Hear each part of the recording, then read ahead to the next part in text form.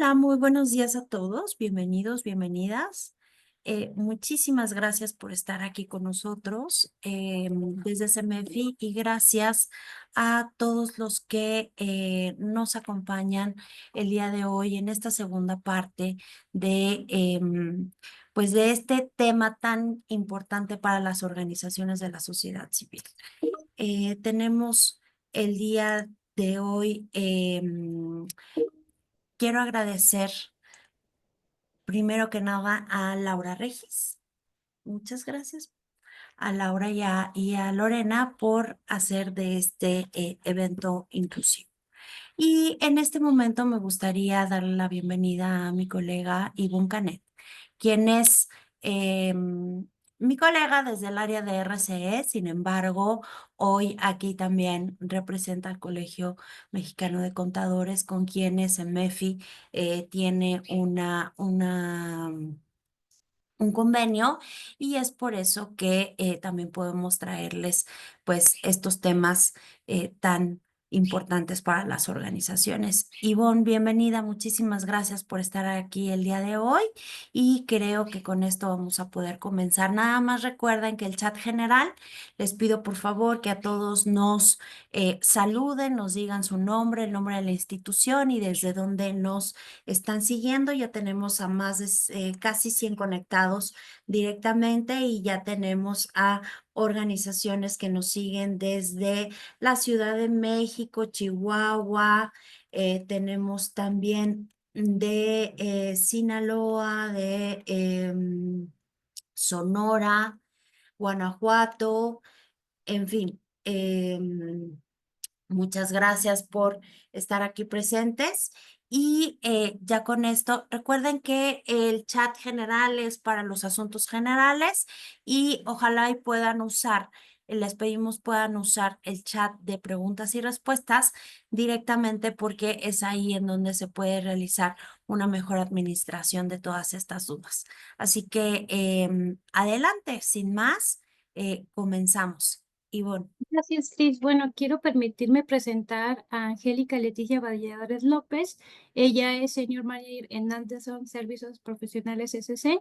Es presidenta de la Comisión de Fiscal, integrante de la Comisión de Docencia, integrante de la Comisión de Fiscal y secretaria del Consejo Editorial de Veritas, que es la revista de contaduría del Colegio de Contadores de la Ciudad de México. Y esta es también está registrada ante la Secretaría de Provisión y Trabajo Social con certificación del CONOCER de S1307 para la impartición de sesiones sincrónicas utilizando plataformas y dispositivos y herramientas digitales. Es Senior Manager en Andes Ortaz, licenciada en Contaduría por la Facultad de Contaduría y Administración y licenciada en Derecho por la Facultad de Estudios Superiores Aragón. Ambas universidades, ambas de la Universidad Nacional Autónoma de México, cuenta con maestría en Derecho de Empresas por la Universidad Anáhuac y posee más de 16 años de experiencia en impuestos corporativos y ha trabajado como subadministradora en el área de fiscalización internacional de Servicio de Administración Tributaria. También fue consultora senior en Deloitte y es autora de diversas publicaciones fiscales impartidas que imparte la materia de fiscal en el TEC de Monterrey, Campus Santa Fe, y en la Universidad Anáhuac, Campus Norte. Bueno, Angélica, pues te damos la bienvenida a esta sesión. Quiero comentarles que el día de hoy vamos a abordar el tema del beneficiario controlador como una obligación contable, porque vimos que quedaron un poquito de dudas en este tema y como segunda parte, en la tercera parte veremos lo que tiene que ver con prevención del lavado de dinero para ir separando los temas y despejando las dudas. Pues sin más, Angélica, te cedo la palabra. Aquí te voy a estar acompañando en esta sesión para cualquier cosa que necesites. Te agradezco mucho, Ivonne. Muchísimas gracias por la invitación y por favor, siéntanse con la confianza de que cualquier comentario que tengan que pueda aportar precisamente a la sesión es más que bienvenido. Si gustan interrumpirme en caso de que haya alguna pregunta, pues hacerla al momento para irla despejando. ¿Ok? Muchísimas gracias y pues vamos a comenzar precisamente con ese tema. ¿Me pueden indicar, por favor, si pueden visualizar mi pantalla? Sí, Angélica, se ve perfectamente. Muchas gracias. Pues este tema ahora sí que es algo que en los últimos años nos ha tenido ahí con algunas inquietudes como empresa. Hay muchas dudas de los clientes que algunas se han ido solventando, otras todavía estamos ahí tratando de analizar la disposición, porque ahorita vamos a ver más adelante, pues que puede ser sujeta ahí a algunas interpretaciones. Y bueno, pues hasta el momento, en la experiencia, no hemos tenido por parte de la autoridad el requerimiento de esta información del beneficiario controlador, al menos no en mi experiencia. Si alguien lo ha tenido, estaría muy bien que nos compartieran qué les ha solicitado la autoridad, pero no tengo conocimiento de que ya se haya solicitado a algún contribuyente. Sin embargo, vamos a ver que esta información ya debe de estar en tu contabilidad, en tus expedientes. Y además, ya hay algunos trámites de la autoridad que nos requieren información sobre el beneficiario más como un indicador que como el expediente completo de este beneficiario. Si nosotros vamos a inscribir una sociedad, el notario ya nos pregunta de quién va a ser el beneficiario controlador. Si hay algún cambio de socios accionistas, también el notario ya lo tiene dentro de sus controles, el solicitar información del beneficiario controlador. Pero repito, como tal, como autoridad que requiera todo el expediente para conocer al beneficiario, no lo tenemos. Aunque sí lo he estado preguntando en algunas auditorías, revisiones de gabinete o visitas domiciliarias, lo pregunta como parte de su requerimiento de información, pero respecto a años anteriores del 2022, donde esta obligación todavía no estaba vigente. Entonces vamos a ver en qué consiste esta obligación del beneficiario controlador, y para ello primero vamos a recordar brevemente de dónde nació esta reforma. Y bueno, pues primero fue una recomendación de Gafi y el Foro Global en los que México participa, y está atendiendo a una normatividad internacional de identificar al beneficiario controlador, o algunos le llaman beneficial owner, beneficiario final o beneficiario efectivo, porque también depende de en qué país te ubiques, que van ahí haciendo una tropicalización del término, pero al final, pues parece que es el mismo. Ahorita vamos a ver por qué parece. Y bueno, pues es una tendencia internacional el hecho de revelar este beneficiario efectivo, ¿no? También Estados Unidos está haciendo su trabajo respecto a la normatividad para también el tener identificado a este beneficiario final. ¿Y cuál es el objetivo de identificarlo? Pues combatir la evasión fiscal, la corrupción, el financiamiento al terrorismo y el lavado de activos. Y justo ahorita este tema está como muy fuerte, justo con la entrada de Trump, ¿no? El tema del terrorismo. Entonces, ahí tienen los ojos bien puestos. Obviamente se va a reforzar toda esta información que la autoridad va a requerir para tener claridad de las operaciones que se están realizando. Y bueno, fue a partir de una cumbre anticorrupción que se llevó en Londres de 2016, en donde México participó, y México firmó y se comprometió a cumplir con todo lo relacionado a la revelación del beneficiario final. O sea, México dijo, voy a hacer lo que esté en mis manos por identificar al beneficiario real de las operaciones en México y pues en los demás países donde se tengan operaciones. Nuevamente, ¿cuál fue el objetivo de esta reforma? Garantizar el cumplimiento de estándares mínimos internacionales, identificar a los sujetos como parte ya de la contabilidad de las personas, es una extensión a nuestra contabilidad, y no solamente de personas morales, sino también otras entidades jurídicas. Identificar a ese beneficiario controlador a fin de comprobar su identidad para proporcionar al SAT. Y ahorita vamos adelante, vamos a ver unos ejemplos con algunas estructuras donde difícilmente se puede ver quién finalmente dispone del recurso, ¿no? ¿Quién es ese beneficiario final, el último de los últimos, ¿no? Por así decirlo. Y bueno, pues tenemos un marco jurídico un poquito extenso, en el sentido de que, bueno, tenemos 3 artículos que nos hablan sobre el beneficiario controlador, 4, perdón, y 2 artículos que nos hablan de las infracciones relacionadas con, bueno, la falta de información o de identificación de este beneficiario. Y en la regla de resolución miscelánea, pues ya sabemos que son las reglas de carácter general que emite el SAT para que yo pueda cumplir con esta obligación. Tenemos ahí 4 reglas que vamos a platicar más adelante. Y primero, mucho hablado del beneficiario controlador y a lo mejor van a decir, bueno, pues ¿cuál es la diferencia, no? Y creo que es bien importante primero definir que hay algo que nos dice la ley antilavado en su artículo 3 como beneficiario controlador, las puse para que puedan ser comparables, pero hay una definición distinta en el Código Fiscal de la Federación. Si bien son similares, podemos ver que hay algunas cuestiones que se diferencian. Entonces, aquí sí, si ustedes quieren conocer cómo cumplir en materia antilavado, tendríamos que atender al artículo 3 y buscar un especialista en PLD. Si nosotros queremos dar cumplimiento a la materia fiscal, debemos enfocarnos únicamente al Código Fiscal de la Federación, pero vean, aunque son similares y aunque hablamos del mismo término, tenemos 2 normatividades distintas y 2 áreas de expertise distinto. Entonces es bien importante tener esta claridad para justo evitar no caer en algún incumplimiento de materia fiscal. El artículo 32b cuarter del código nos dice que se va a entender por beneficiario controlador a la persona física o grupo de personas físicas que ya desde ahí vimos la primera diferencia. No le interesa saber la persona moral, le interesa saber la persona en lo individual o grupo de personas en lo individual. Ajá.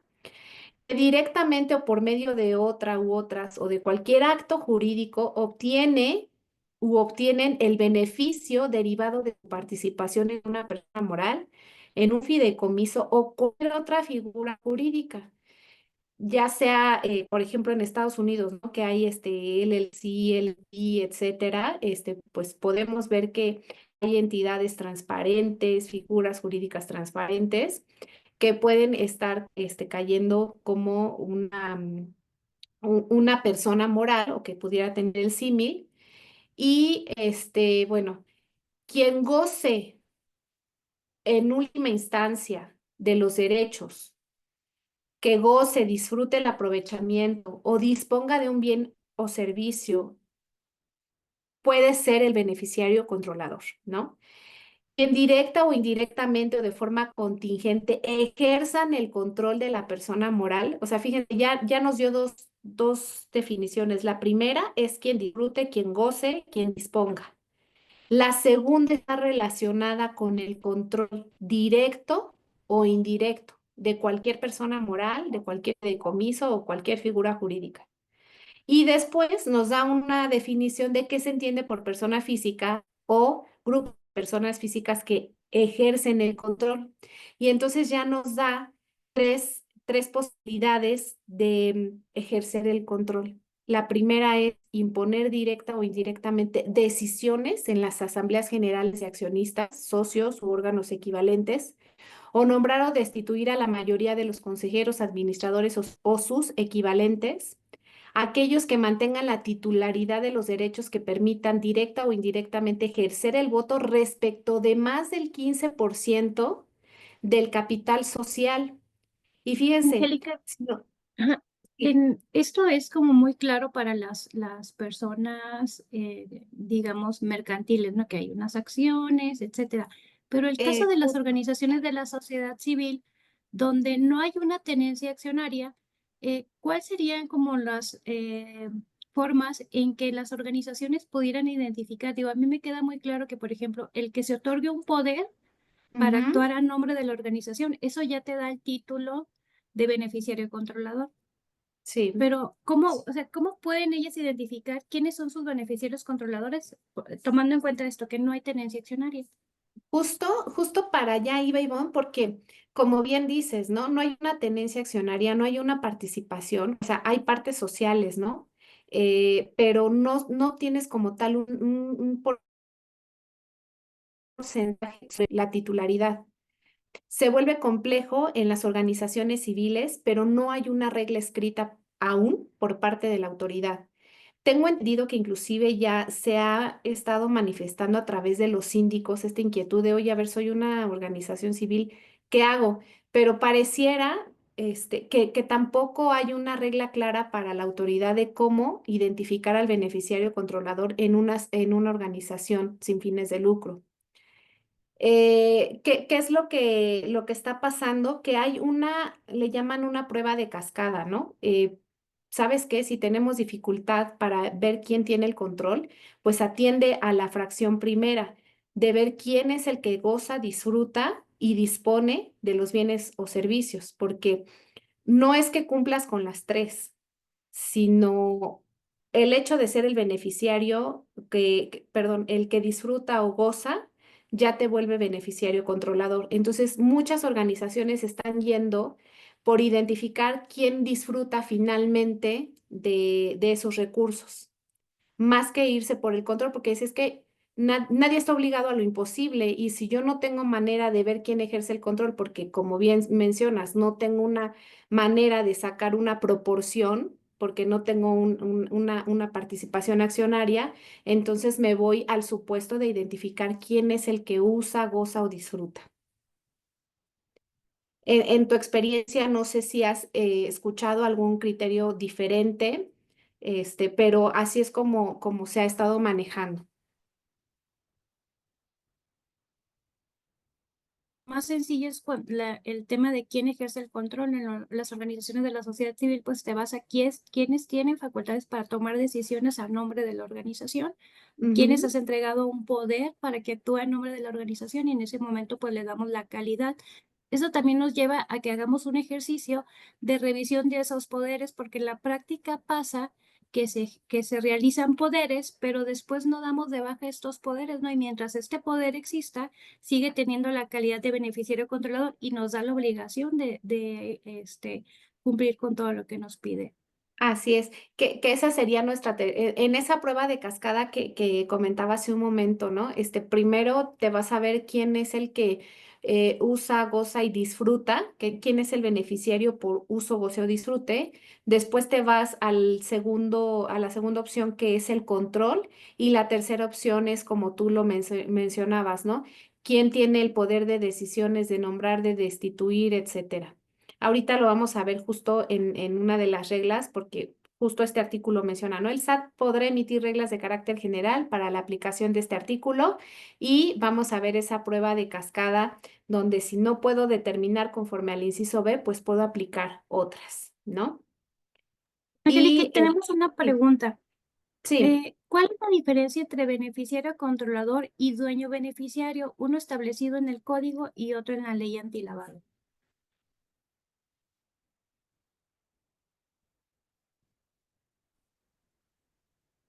Hola, hola. Sí, la pregunta es, ¿cuál es la diferencia entre beneficiario controlador y dueño beneficiario, uno establecido en el código y otro en la ley antilavado? Bueno, si ustedes observan,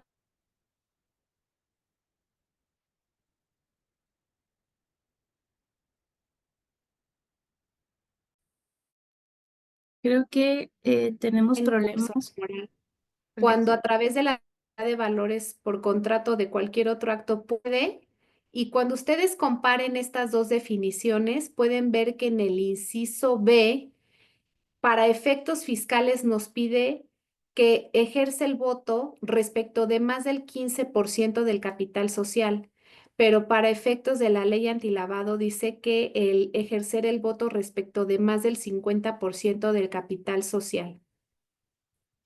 Y es más extensivo el Código Fiscal de la Federación porque también ahonda un poquito más tratándose de fideicomisos y la ley de antilavado no es tan explícita en ese sentido. Entonces, pareciera que es lo mismo, pero ya por lo menos en el tema del control, el porcentaje es distinto. Entonces, puedo ser beneficiario controlador para efectos fiscales, pero si tengo el 15%, pues por supuesto que también para la ley antilavado. El hecho de que sea beneficiario controlador respecto al código no quiere decir que soy también para la ley antilavado. O sea, ahí es donde ese porcentaje pudiera ser la diferencia, que para una materia sí lo sea, pero para la otra no. No, y Ahora, también aquí, sí, Angélica, la diferencia como muy clara es que cuando hablamos en código fiscal, estamos hablando al interior de nuestra organización y cuando ajá. hablamos de PLD, estamos hablando con relación al donante. Claro, claro, sí, sí, sí. Gracias por esa aclaración también, pero esa también es una gran diferencia.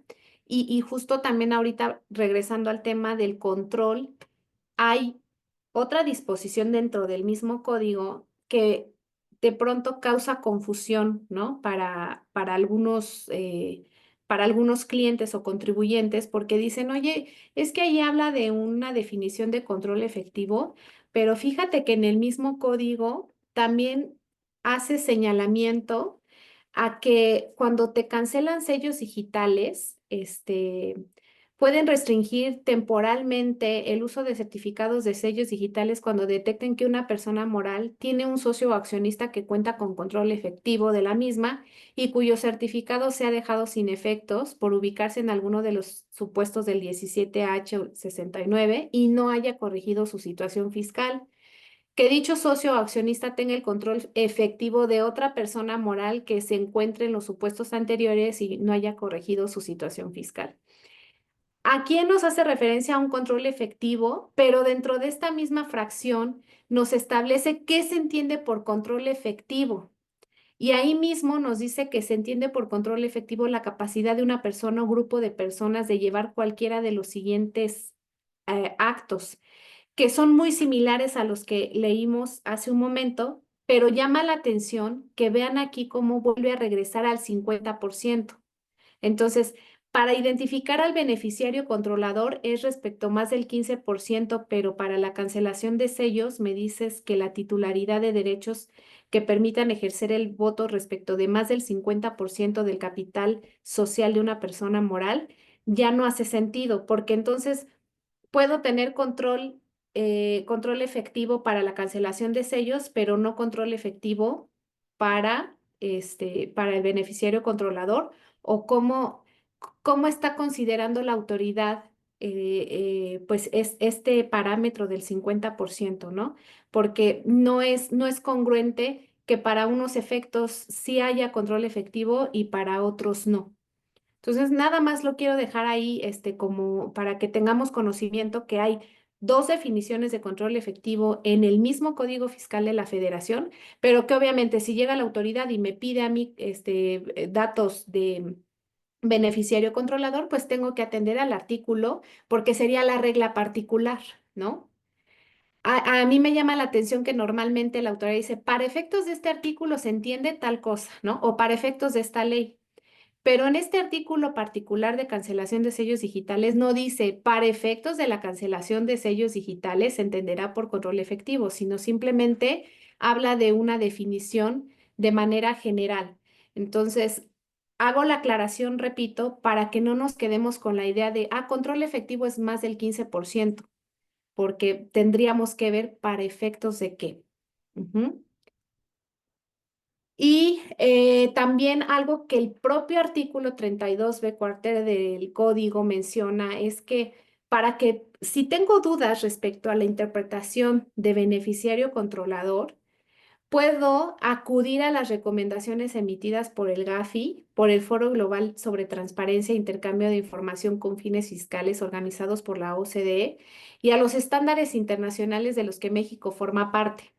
Entonces, ¿qué es esto? Es como una cláusula habilitante o es una extensión a la interpretación de la definición, ¿no? Porque si te quedó duda, échate ahí un clavado al foro global o a los estándares internacionales para que puedas tener un panorama más amplio de lo que es beneficiario controlador. Y bueno, pues ahora sí, pasando a la información requerida y los sujetos obligados, vamos a ver dos cosas. Hay sujetos obligados y hay terceros relacionados con ellos. Regresándome a los sujetos obligados, ¿quiénes son? Personas morales, fiduciarias, fideicomitentes, fideicomisarios, contratantes o integrantes de otras figuras jurídicas. Por ahí también decían, la asociación en participación, por ejemplo, ¿no? que no es un contrato, no es como tal una persona moral, pero le dan el carácter de, bueno, pues es otra figura jurídica. ¿A qué están obligados? A obtener y conservar como parte de la contabilidad información fidedigna, completa y actualizada de sus beneficiarios controladores. ¿Qué información? Lo vamos a ver que lo maneja directamente en una regla de resolución miscelánea, ahorita lo vamos a ver más adelante. ¿Cómo? Pues en la forma y los términos que mediante reglas de carácter general señala el SAT, que son estas reglas que les comento. ¿Cuáles son los terceros relacionados con ellos? Los notarios, corredores, cualquier otra persona que intervenga en la formación o celebración de contratos, entidades financieras, integrantes del sistema financiero, y aquí fue donde como que causó todavía más preocupación esta obligación del beneficiario controlador, porque obviamente para los notarios implicaba un mayor trabajo, porque ahora me estás obligando a que yo obtenga y conserve información de los beneficiarios controladores, de todas las personas que vengan a realizar algún trámite.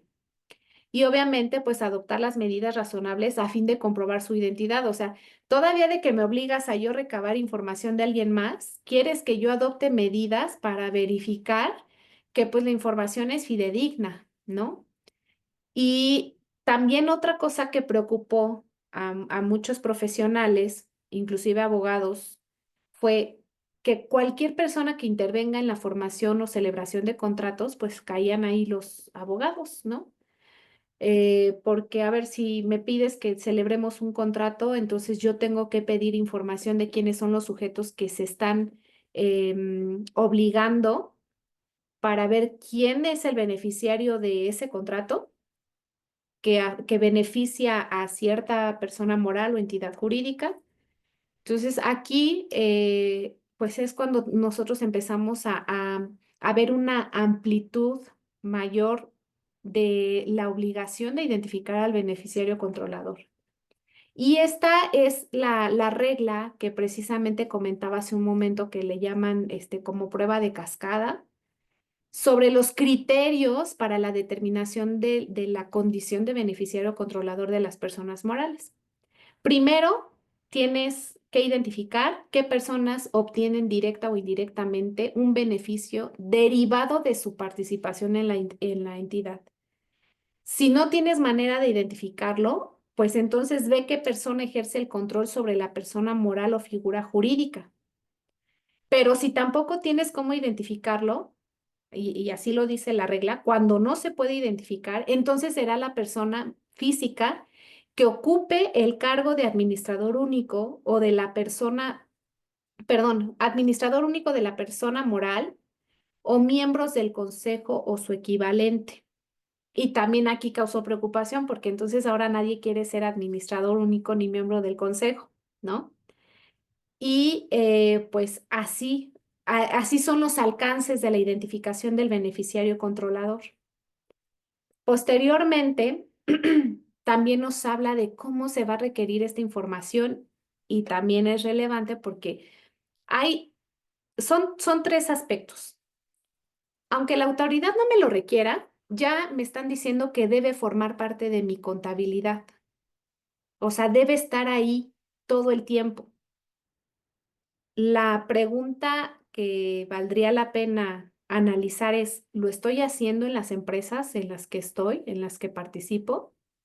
¿Realmente ya hay un expediente donde se lleve todo este control de la información de quién es el beneficiario controlador? Dos, que la autoridad fiscal me lo puede pedir en cualquier momento y yo debo de contar con ello, ¿no? Entonces puede llegar la autoridad mañana y pedirme información del beneficiario controlador. O tres, que una autoridad extranjera le solicite la información a la autoridad fiscal en México y que la autoridad fiscal voltee conmigo y me diga, necesito la información porque me lo está pidiendo la autoridad extranjera. Entonces, repito, aunque no me lo pidan, lo tengo que tener. Si me lo piden, debo estar preparado. Pero también hay una autoridad extranjera que me puede estar pidiendo esta información a través del SAT. Obviamente se les notifica a los sujetos sobre el requerimiento de información y tienen 15 días hábiles para proporcionarla. El plazo es corto si no estamos listos con este expediente. Sí se puede solicitar prórroga y debe de estar justificada y obviamente presentarla previo a que cumpla o que vence el plazo. Esta prórroga puede ser por 10 días más. Entonces, si lo suman, son 25 días que tengo para recabar toda la información. El problema es que si la información es de beneficiarios extranjeros, necesito que me envíen la información y si está en otro idioma, tendría que traducirla. Si se trata de algún acta de socios que está en otro idioma y que es un documento extranjero, lo tendría que apostillar.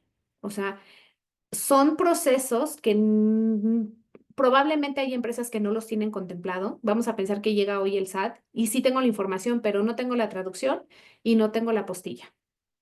¿Qué tengo que hacer? En ese momento hacerlo, pero ¿me dará los 15 días o los 25 días para tenerlo? Muchas veces no. Y digo, lo sabemos porque en una auditoría simple, cuando la autoridad requiere información, muchas veces no logramos tenerlo en el plazo que nos da la autoridad. Por eso es que se vuelve relevante que volteemos hacia nuestra contabilidad para ver si hay un expediente específico de beneficiario controlador y que esté al día. Otra de las cuestiones que nosotros recomendamos es implementar procesos de control interno. ¿Para qué?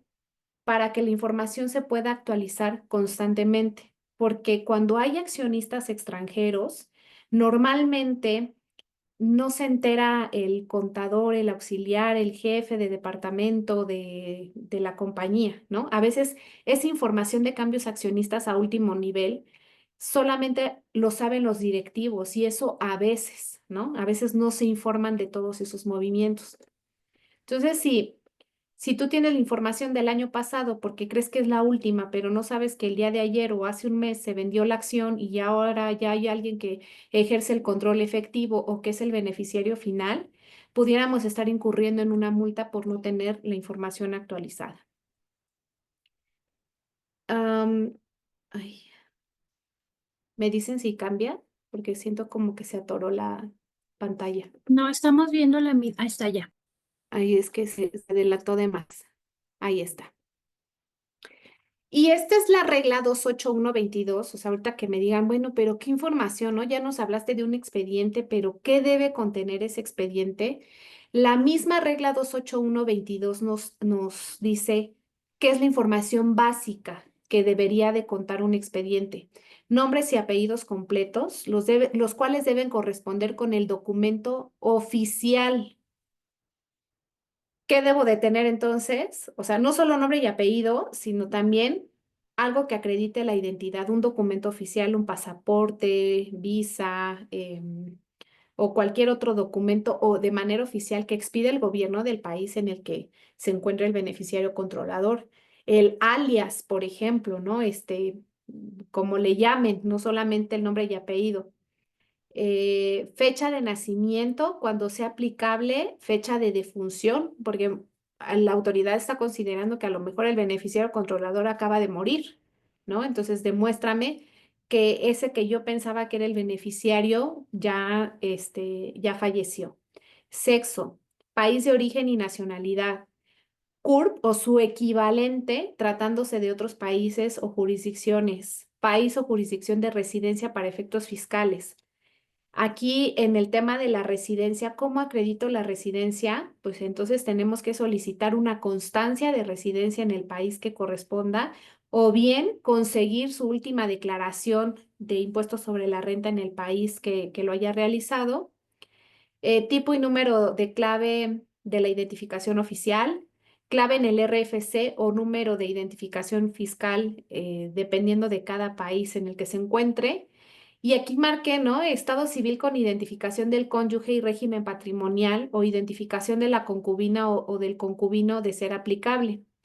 Entonces vean cómo las reglas van siendo todavía muchísimo más extensivas porque ¿qué pasa si yo soy el accionista, yo tengo el control efectivo, yo soy el beneficiario controlador, pero me piden información de mi concubino, ¿no? Soy mujer, si es un hombre, entonces la concubina. ¿Qué significa esto? Que entonces la concubina pudiera tener el alcance de beneficiario controlador, pudiera ser, ¿no? Pero empezamos a caer también, y creo que también vale la pena asesorarse con alguien experto en la materia respecto a la protección de datos, porque quien va a entregar la información del beneficiario controlador, pues vamos a ser los fiscalistas que estamos a cargo de la compañía, ¿no? Que puede ser un gerente fiscal, director fiscal, jefe de departamento fiscal. Nosotros preparamos la información, armamos el expediente, se lo entregamos al SAT. De verdad he sabido de casos que por entregar información que requiere la autoridad, información confidencial, los trabajadores son despedidos y se meten en conflictos bastante delicados por proporcionar información confidencial.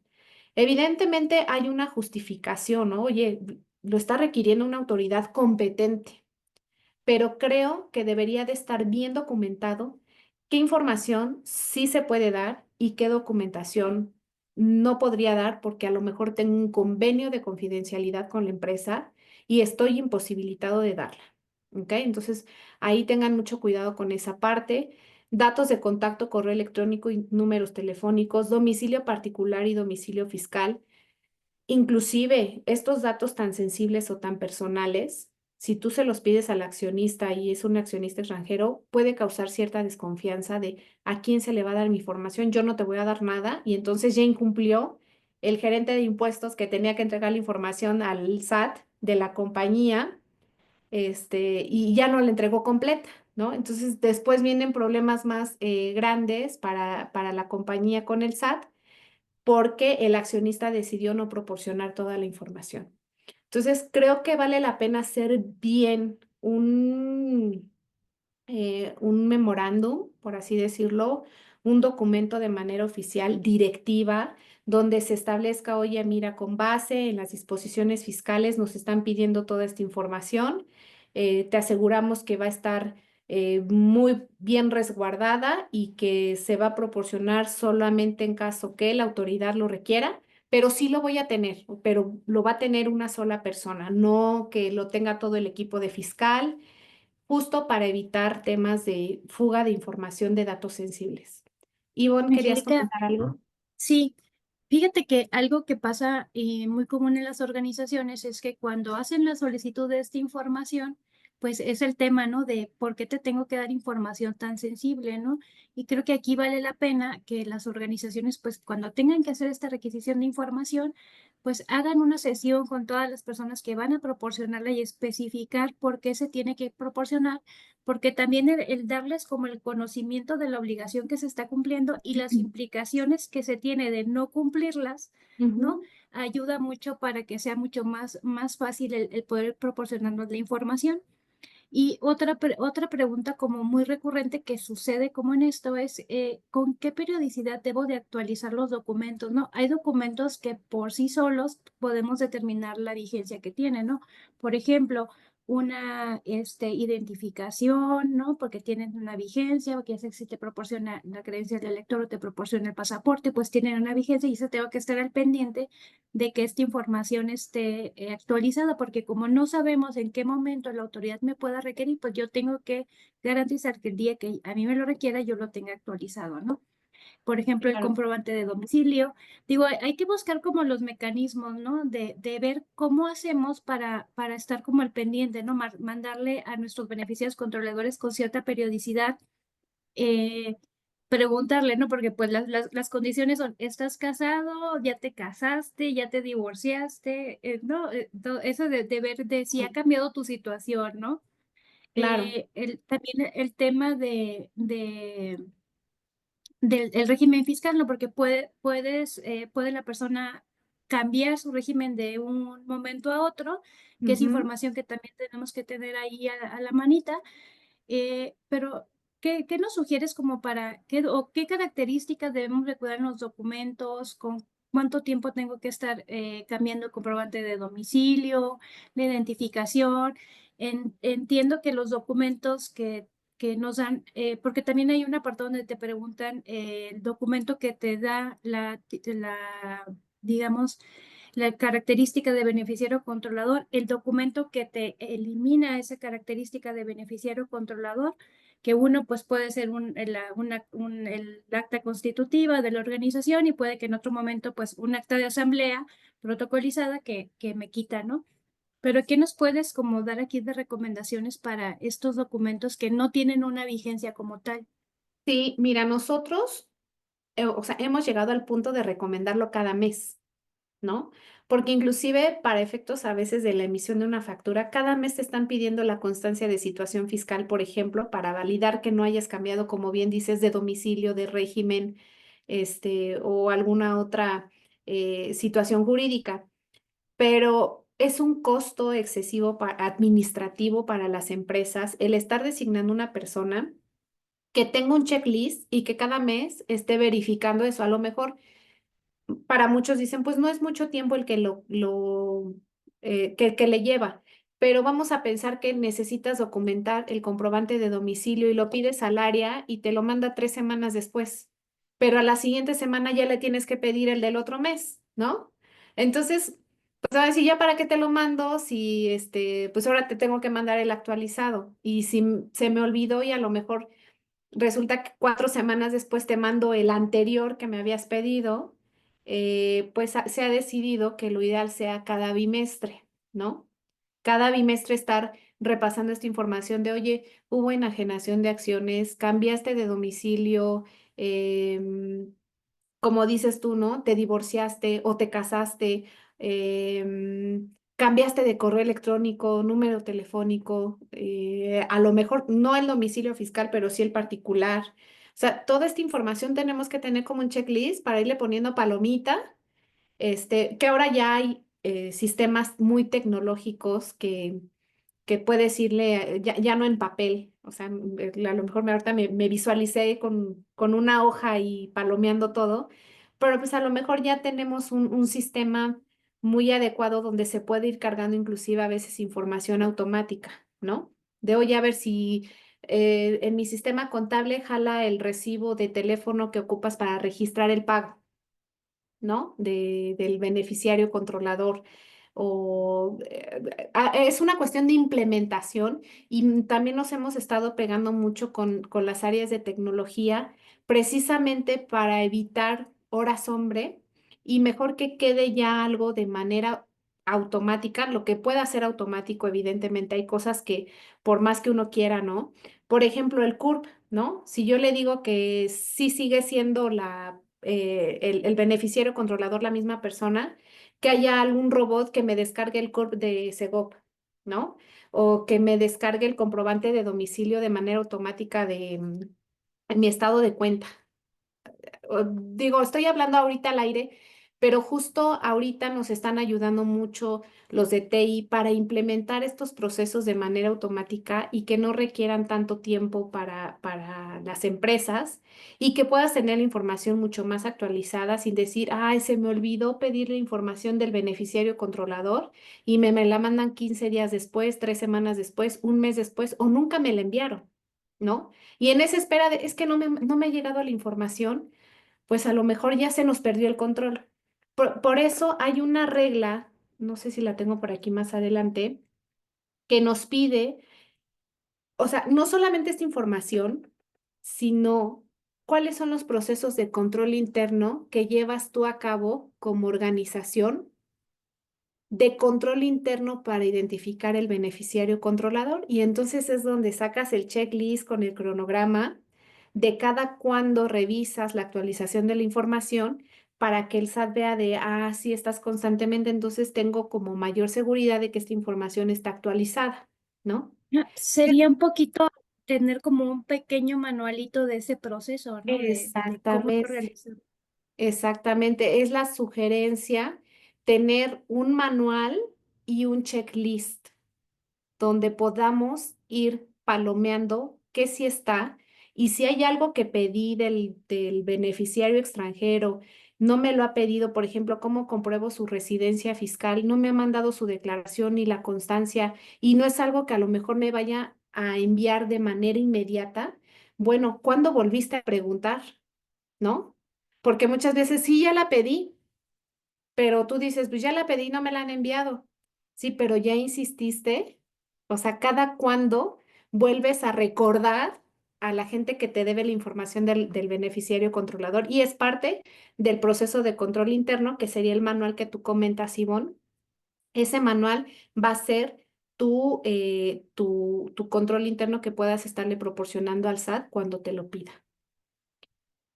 Y bueno, aquí también, digo, la información ya vieron ustedes, es bastante extensa. Después ya te empieza a pedir información más específica de tu participación, número de acciones, partes sociales, participaciones o derechos equivalentes, lugar donde las acciones, partes sociales, participaciones u otros derechos equivalentes se encuentren depositados o en custodia, fecha determinada desde la cual la persona física adquirió la condición de beneficiario controlador. Y esto es bien importante, ¿no? Porque 3 meses, 5 meses después nos enteramos que ya no es el beneficiario controlador, pero oye, ¿desde cuándo? ¿Cuál es el documento que acredita que a partir de esa fecha pasó a ser el beneficiario controlador? Normalmente en las sociedades mercantiles lo podemos ver en las actas de asamblea, pero ¿en qué documento podemos ver quién tiene el control en una organización sin fines de lucro? Por ejemplo, ¿no? Lo que platicábamos al inicio, ahí es donde se vuelve como un tanto complejo esa identificación. En su caso, proporcionar los datos mencionados en las fracciones que anteceden respecto de quién o quiénes ocupan el cargo de administrador único de la persona moral o equivalente. Entonces, nos piden toda esta información y como decía hace un momento, ya nadie quiere ser el administrador único, en las empresas, ¿no? Todos le huyen. En caso de que la persona moral cuente con un consejo de administración u órgano equivalente de cada miembro de dicho consejo, fecha en la que haya acontecido la última, una modificación en la participación o control de la persona moral. Y esto va muy de la mano también con otras obligaciones que tenemos en materia fiscal, que es la actualización de los socios y accionistas. También ahí tenemos que tener justo nuestro acuse con la información que estamos informando, porque acuérdense que es una obligación distinta. Cuando haya una modificación en las participaciones accionarias, se tiene que presentar un aviso ante el SAT.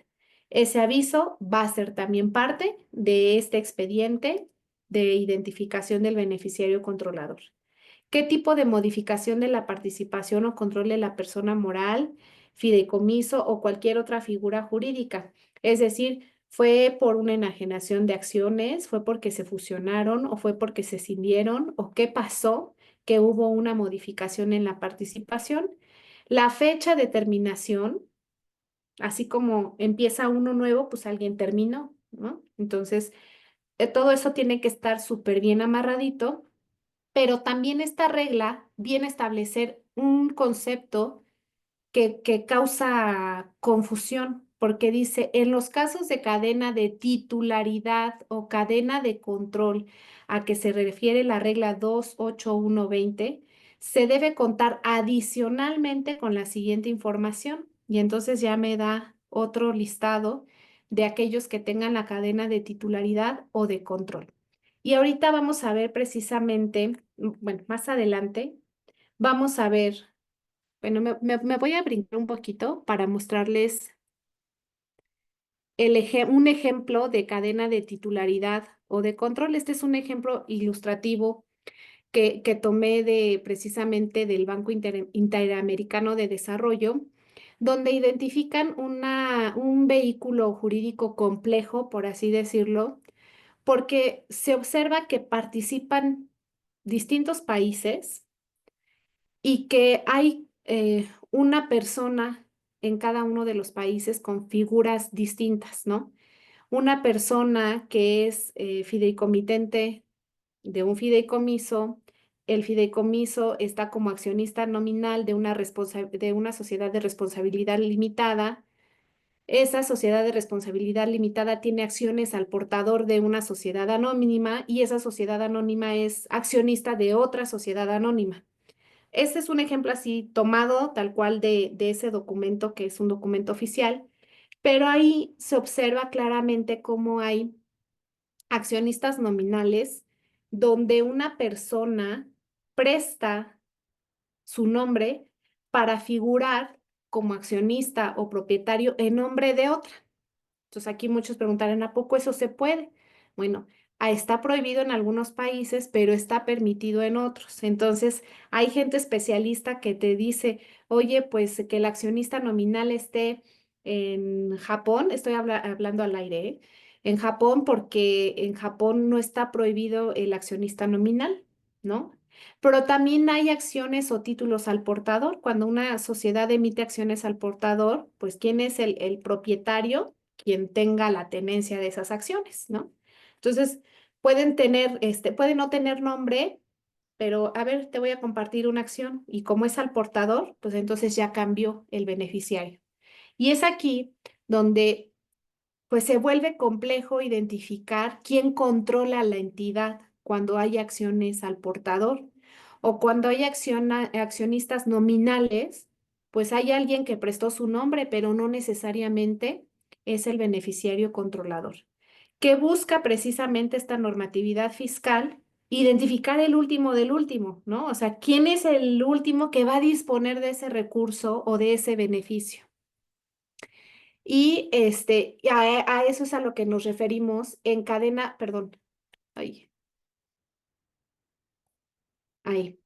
A eso nos referimos con cadena de titularidad o de control, porque la autoridad sí trata de distinguir, a ver, una cosa es que alguien tenga el control, pero hay una cadenita, como ustedes la ven aquí, o sea, todos esos de que están en cada país, es una cadena de titularidad, pero no necesariamente tienen el control. Entonces, la autoridad va a requerir ambas cosas, no solamente lo del último, sino quienes están en el inter para llegar a ese beneficiario. No sé si queda claro o hay alguna inquietud con esta parte de la cadena de titularidad o de control. Se pide información de los que están en el inter para llegar al último.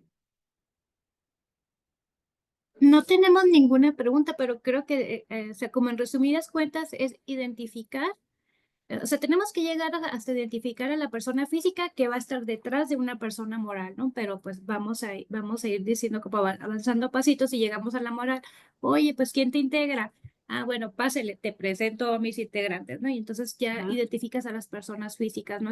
Eso hablamos con cadena de titularidad, ¿no? Como algo Ujú. más sencillito. Sí, correcto.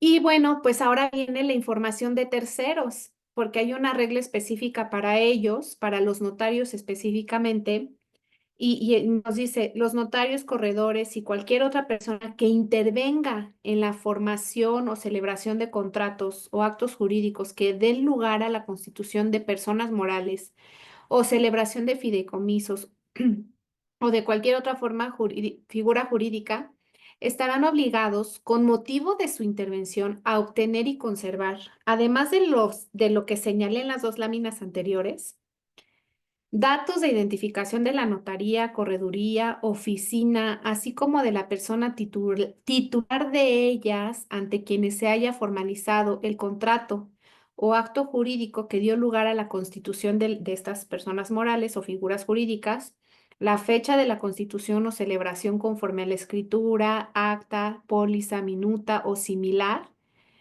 que dé soporte a la constitución de la persona moral. O sea, aquí me pide el dato, pero evidentemente necesito el soporte, ¿no? Que es acta, póliza, minuta o similar.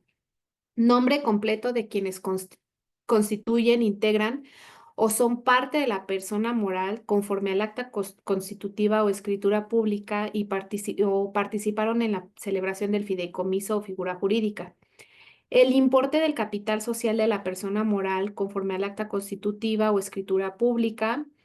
En caso de que con su intervención la persona moral, el fideicomiso o cualquier otra figura jurídica efectúe modificaciones al capital fijo, capital variable o al patrimonio del fideicomiso o figura jurídica según corresponda, la información soporte del monto y de los actos o contratos necesarios para ello. A ver, si tú me dices que aumentaste capital, pues dame comprobante de la transferencia donde depositaste el 1,000,000 de pesos o los 10 millones de pesos para que yo tenga soporte de que hubo una modificación en la participación accionaria. Nombre del administrador único o equivalente, en su caso, miembros del Consejo de Administración u órgano equivalente. Datos de inscripción, en su caso, ante los registros públicos o equivalentes. Y bueno, nosotros qué recomendamos con todo esto, que debas de tener un expediente, como bien lo decía Sibón, un manual con la implementación de los procesos de control interno, donde tú puedas poner todos los puntos señalados en la regla 281-22.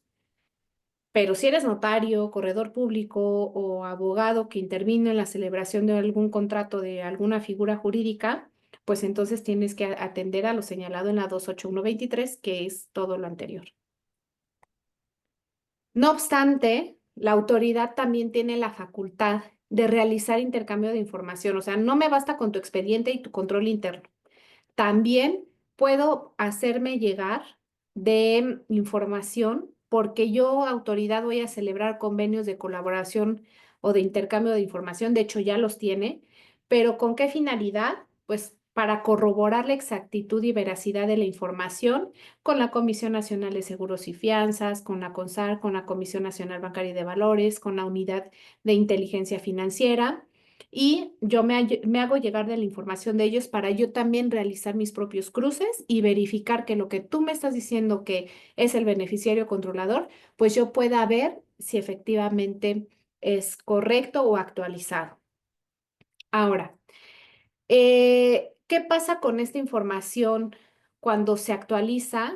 Se supone que tengo 15 días naturales a la fecha en la que se haya suscitado la modificación para que yo pueda informar a la autoridad. Vamos a pensar que la autoridad ya me requirió información y en el Inter hubo una modificación. Tengo 15 días para poderle pues decir que hubo un cambio en la titularidad o en el beneficiario controlador.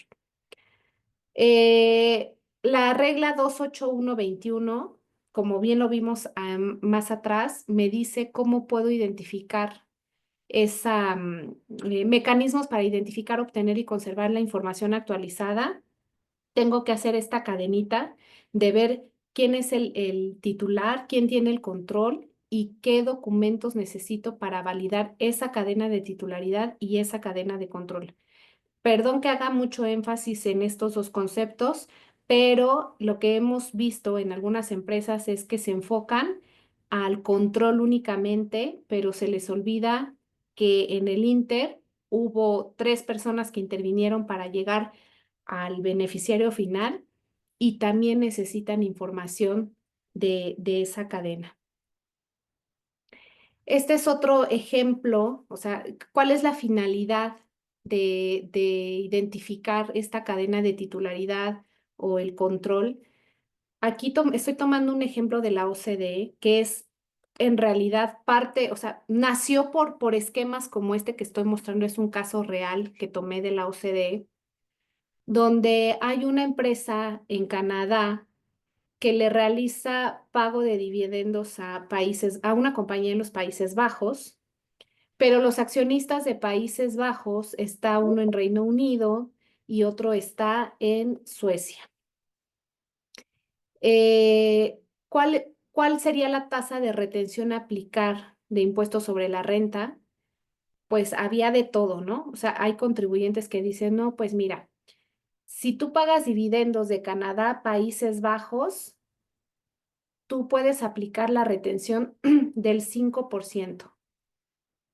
Si yo lo pago a otra empresa en Canadá, mi tasa canadiense interna es del 25%, entonces es evidente que me conviene pagarte a Países Bajos porque la retención es del 5%, ¿no? Pero en realidad el beneficiario final estaba en Reino Unido. En Reino Unido la tasa de retención es del 10% y en Suecia es del 15%. Entonces, nos conviene muchísimo que mejor el dividendo llegue a Países Bajos para que la retención sea del 5%, aunque físicamente o donde van a disponer del recurso son personas que están en el Reino Unido y en Suecia. Entonces, de esa manera de esa manera había un beneficio, ¿no? Porque la autoridad se dio cuenta que había muchos esquemas así donde mandaban al beneficiario final a países estratégicos para que se pudiera disminuir esa carga impositiva. Entonces, en realidad, en el esquema que nosotros vemos, ¿quién es el beneficiario efectivo de los dividendos? Pues alguien que está en Reino Unido, alguien que está en Suecia, que no pagó una retención o no se pagó un impuesto conforme al país en el que residen, sino conforme a una entidad intermedia que fue colocada estratégicamente en los Países Bajos, ¿no? Entonces, esto ya lo tiene muy identificado el SAT, pero se vuelve muy importante que nosotros sepamos, ya había mostrado yo un esquema, que es me había anticipado, para ver a qué nos referíamos con temas de cadena de titularidad y cadena de control, ¿no? Y estos dos esquemas espero que nos ayuden mucho para tener idea qué es lo que está buscando la autoridad.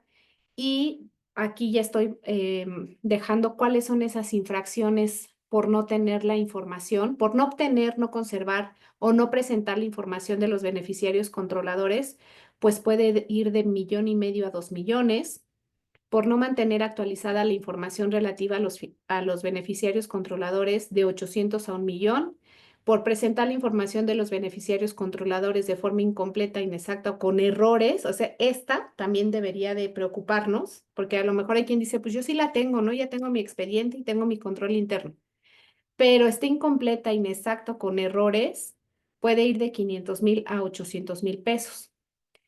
Lo más preocupante es que estas multas son por cada beneficiario controlador que forme parte de la persona moral. Entonces ahí, pues ya vieron que hay que tener muchísimo control y como decía Ivonne, ¿no? ¿Con qué periodicidad? A lo mejor eso ya lo define cada empresa, pero va a depender con qué prontitud yo recibo la información. Si somos una organización que yo te pido algo y sé que me lo mandas el mismo día o al día siguiente, pues a lo mejor no vale la pena hacerlo tan seguido. Pero si somos alguna entidad que, o lo puedo hacer más seguido, dependiendo de las necesidades de cada empresa de cómo opere, ¿no? Pero hay empresas que si sé que te vas a tardar muchísimo tiempo, pues entonces tendrán que ser controles muchísimo más estrictos y con una posición arriba para que se entienda la importancia de contar con esta información al día. Y ya para terminar, las reglas de resolución miscelánea, el propio código no maneja alguna excepción para ninguna organización o para algún tipo de sociedad. Inclusive los dictaminadores están obligados de informar de la omisión de la identificación. Oye, la empresa tal no tiene identificado su beneficiario controlador o no tiene identificación de la cadena de titularidad y de control, porque a veces también se vuelve complejo. Oye, pues yo sé que nuestros accionistas en Estados Unidos son estas empresas, pero no sé qué hay más arriba, ¿no? O yo creo que es la última y resulta que de la empresa de Estados Unidos, a su vez sus accionistas están en Suiza. O sea, habría que rascarle para llegar al último de los últimos, como les decía, ¿no?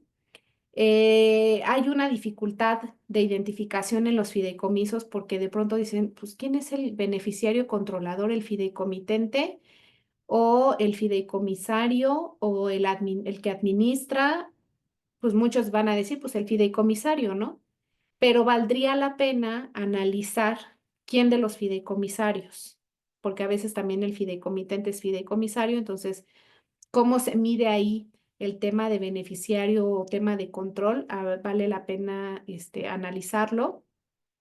Si son documentos del extranjero, es bien importante apostillarlos y traducirlos a la brevedad porque es algo que no es inmediato. Entonces, si quiero tener actualizada la información, probablemente eso nos lleve a un plazo mayor. Entonces, hasta aquí es mi participación. Bueno, este es mi contacto en caso de que tengan alguna duda, pueden hacerlo a través de Ivonne. Nosotros ahí en el colegio, bueno, somos parte, en mi caso, de la comisión fiscal. Si tienen alguna duda relacionada con la fiscal, con gusto ahí también podemos apoyarlos. pueden acudir a las capacitaciones que realizamos ahí en el colegio. Y bueno, pues algunos otros documentos de consultas. Hay preguntas y respuestas frecuentes de beneficiarios controladores en la página del SAT. Pueden documentar también ahí con regulación sobre beneficiarios finales en América Latina y el Caribe, que es precisamente el documento, el esquema que les mostré del Banco Interamericano. Y también hay un estudio de la OCDE respecto a cómo determinar el control efectivo de una sociedad, que también fue uno de los esquemas que tomé.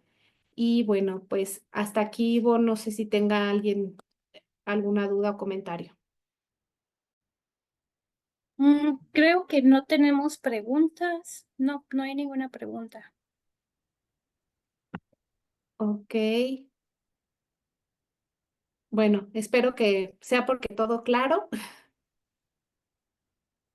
Muchas gracias, Angélica. A las organizaciones les pido que no se me vayan. Ahorita vamos a revisar algunos materiales ejemplo que les pueden servir y comentar como algunos tips para que lo puedan implementar en sus organizaciones. Y en la primera parte, pues vimos el fundamento legal para que poderse tener elementos de poder identificar y cómo pedirle a sus beneficiarios controladores la integración de esta información. Sí, de acuerdo, pues Pues cualquier duda que tengan, perdóname, Ivonne, digo, ahí puse mi contacto, mi correo a través de ti. Si necesitan alguna información específica o alguna duda específica, pues siéntanse con la confianza de poder abordarlo y decirles, pues, qué es lo que estamos viendo en la práctica. Pues muchas gracias y le recordamos pues la importancia de poder buscar contadores que estén capacitados y de igual forma los invitamos a que se capaciten con el Colegio de Contadores, ya que contamos con un convenio y hay precio especial para donatarias. Hay diferentes capacitaciones que van desde prevención de lavado de dinero, hay cursos también de beneficiario controlador, de uso de gestión de CFDIs, de diferentes temas que pueden apoyarse a su contador. Es importante que nos estemos capacitando. Creo que más ahora que nunca, Angélica, si no me dejarás mentir, ahorita que estamos viviendo una pues alta regulación en las organizaciones de la sociedad civil, es muy importante que estén capacitados nuestros contadores y que también nosotros como gestores de organizaciones contemos de estas obligaciones. No siempre digo que la parte contable es una corresponsabilidad entre quienes operamos en las organizaciones y quienes llevan toda la parte de la contabilidad. No es responsabilidad solo del contador o solo de quien opera la organización, es una obligación en conjunto para que la información pues sea presentada de forma adecuada. Muchas gracias, Totalmente de Angélica, y acuerdo.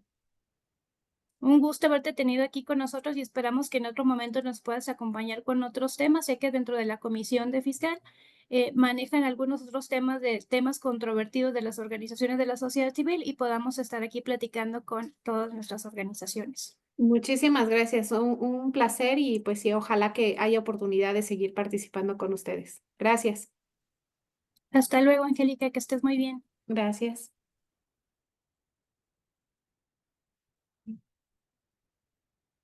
Pues bueno, gracias a todos por permanecer aquí en la sesión. Voy a permitirme compartir un pequeño archivo de Excel que alguna vez me compartió alguna organización para que revisemos una estructura ejemplo de cómo podríamos recabar la información de nuestro beneficiario controlador. Denme un segundito, voy a compartir pantalla.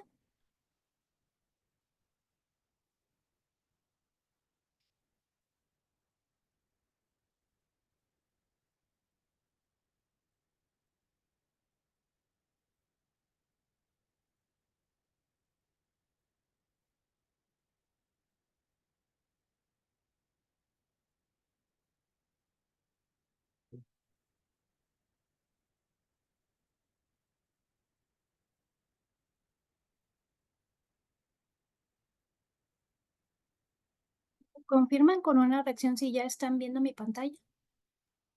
Ya se ve. Va, gracias. Bueno, les quiero compartir este archivo de Excel que alguna vez me compartió alguna organización. A mí se me hizo fabuloso porque nos va llevando paso a pasito, recabando la información de cada uno de los apartados que platicábamos ahorita. Por ejemplo, aquí lo primero que vamos a ver es el cargo de la persona que estamos nosotros identificando, ¿no? Aquí ya nos da un desplegado. Tenemos al representante legal, los miembros del consejo, presidente, vicepresidente, secretario, tesorero, el consejero, el director. Entonces aquí ya nos da como una pauta para decir quiénes pueden ser nuestros posibles beneficiarios controladores, ¿no? Entonces, vamos a poner al presidente del consejo. La información general, ¿cuál es la información general? Pues es el nombre, el apellido, materno, paterno, el alias que tenga, el país. Vamos a ir haciendo un ejemplo. Vamos a poner mi nombre.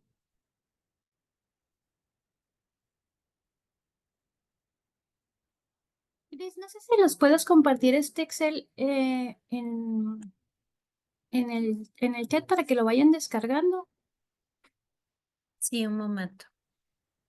para que lo vayamos llenando juntos y nos vayamos familiarizando con este formato. Aquí, inclusive le podemos meter nuestro loguito, podemos cambiar los colores de acuerdo a los que manejamos en nuestra organización. Y aquí, pues, vamos a ver el alias, ¿no? Me pueden decir Ivy, Mona. Entonces, aquí le van a poner cómo normalmente se le llama a la persona, el país de nacimiento, en este caso, pues, es México.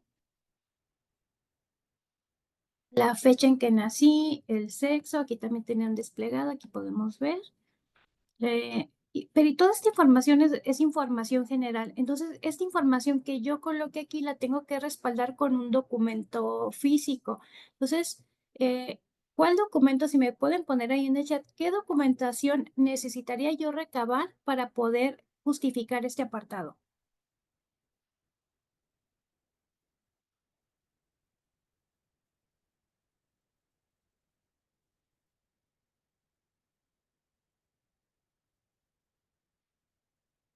El INE, ajá, el pasaporte, el acta de nacimiento, ajá, muy bien.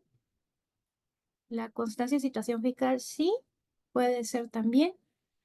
Va, pues muy bien. Entonces, esto ya quedó muy claro qué documento nos da esa información. Entonces, tenemos que garantizar que la información que está anotada en estos apartados, pues se puede cotejar con un documento físico. Déjenme regresar. Ok. Ahora, el segundo apartado tiene que ver con la información fiscal. Aquí lo que me está pidiendo es la actividad, ocupación, profesión o giro del negocio en este caso, de mi caso, ¿no? Y aquí yo le puedo poner que soy persona física, o puedo poner, por ejemplo, puedo ponerle que soy contadora, o le puedo poner que me dedico a la consultoría, no sé, aquí le vamos a ir poniendo, ¿no? Mi RFC o ID fiscal, en el caso de que pues, sea persona del extranjero, ¿cuál sería mi ID fiscal? Que es el equivalente al RFC y mi clave CURP, ¿no? Y entonces aquí díganme qué documentos estaríamos utilizando para recabar esta información. A ver, pónganme en el chat para ver qué tenemos que compartir.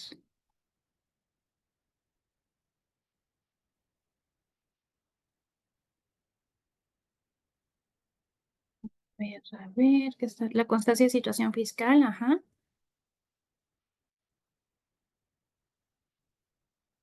Ahí les falta el acta constitutiva, ajá, si tuvieron un negocio, pero ¿qué más? Ahí les está faltando un documento. Sí, la constancia de situación fiscal para mi régimen, pero a ver, denme un segundito. Cris, ¿me puedes ayudar con las preguntas? Ah, no, están poniendo en el apartado de preguntas las. Ah, hagamos una cosa, dejemos en el chat para hacer las participaciones y el apartado de preguntas y respuestas para hacer las preguntas. Va, entonces regresemos. Entonces aquí, acuérdense que me está pidiendo el CURP, entonces en este apartado necesito en específico dos documentos. El primer documento que voy a necesitar, pues efectivamente, como mencionan la mayoría de ustedes, es la constancia de situación fiscal, pero también ocupo el CURP para poder justificar el CURP que yo estoy anotando aquí. El siguiente apartado tenemos la información sobre documento de identificación. Aquí vamos a poner el tipo de documentación con el que se identifican. Aquí voy a poner, puede ser un pasaporte, la INE, qué autoridad le emite. Aquí, por ejemplo, puedo poner credencial de lector.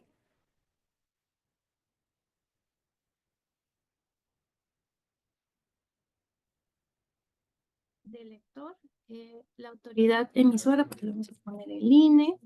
Y el número, pues aquí vamos a poner el número que tenga. Este documento, por sus características, es un documento que, miren, voy a ir marcando en amarillo los campos del documento que tiene, pues que puede tener actualizaciones. Uno, pues tiene que ser la ocupación o actividad, ¿no? Esto quiere decir que voy a tener que estar al pendiente de la constancia de situación fiscal porque la actividad o a la que se dedique mi beneficiario controlador, pues puede ser sujeta a cambio de manera recurrente. Otro dato, el país de residencia, este también puede estarme cambiando. Puedo yo haberme mudado de México, me voy a Estados Unidos y sigo operando la organización. Ese también puede ser un dato que pudiera cambiar, ¿no? Pues, mi nombre, digo, sí existe la posibilidad, pero es un poco más complicado que suceda.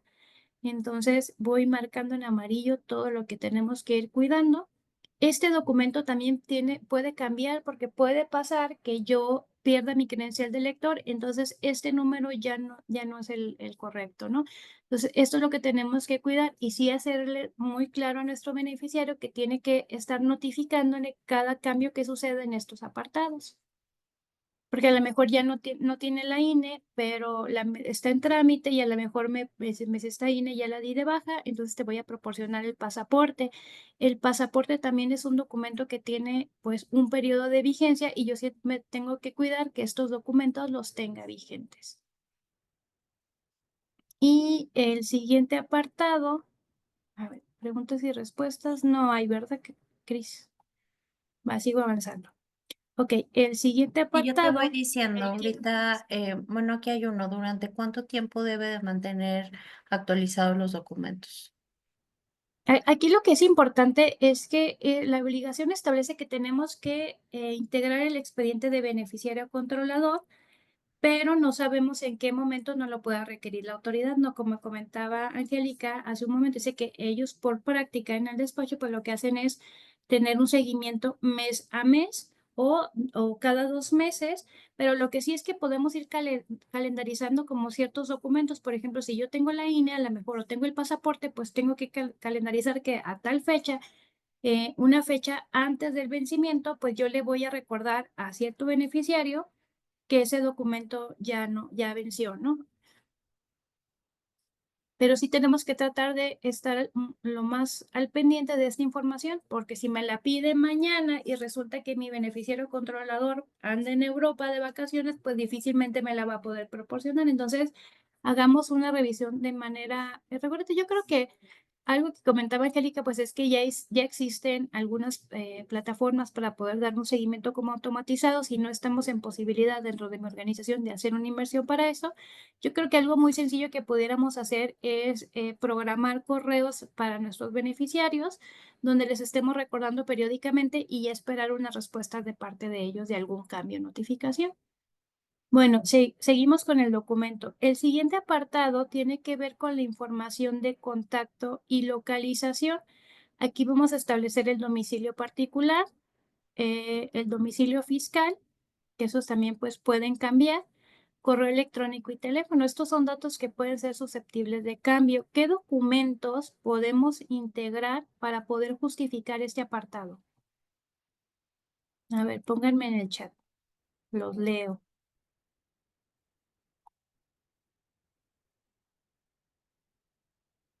Ajá, el comprobante de domicilio es uno. Con eso vamos a poner el domicilio personal. Ajá, puede ser agua, luz, etcétera.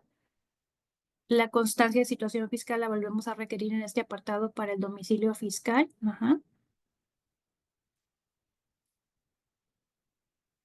Un comprobante de teléfono, porque nos está pidiendo el teléfono. Les voy a contar una buena práctica que hemos implementado en algunas organizaciones es que pedimos autorización, nos proporcionan el recibo de luz y les pedimos autorización para darlos de alta en el portal de CFE de tal manera que ya no necesitamos pedirle directamente al beneficiario controlador que nos envíe el comprobante, sino que ya previo su autorización podemos nosotros meternos al portal, tenemos una cuenta donde dimos de alta todos los números de servicios y ya solo me meto y descargo los comprobantes de domicilio cuando yo los requiera para tenerlos siempre vigentes. Pero siempre todo esto pues tenemos que pedir autorización previa a nuestro beneficiario controlador. Ahora sigamos con el documento. Ahora viene la parte sobre el estatus personal. Aquí en el estatus personal pues nos va a pedir el estado civil y vamos a desplegar, tenemos soltero, casado, concubinato.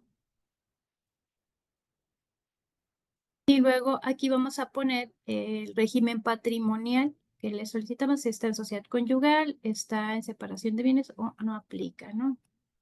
En el caso de concubinato. Vamos a poner el nombre del cónyuge, sus apellidos y el apellido materno. ¿Qué documento necesitaríamos aquí para poder justificar este apartado? A ver, váyanme poniendo.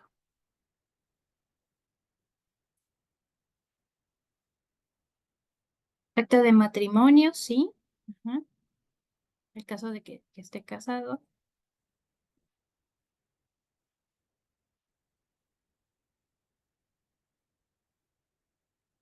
O acta de divorcio en su caso, ¿no? Todo puede suceder.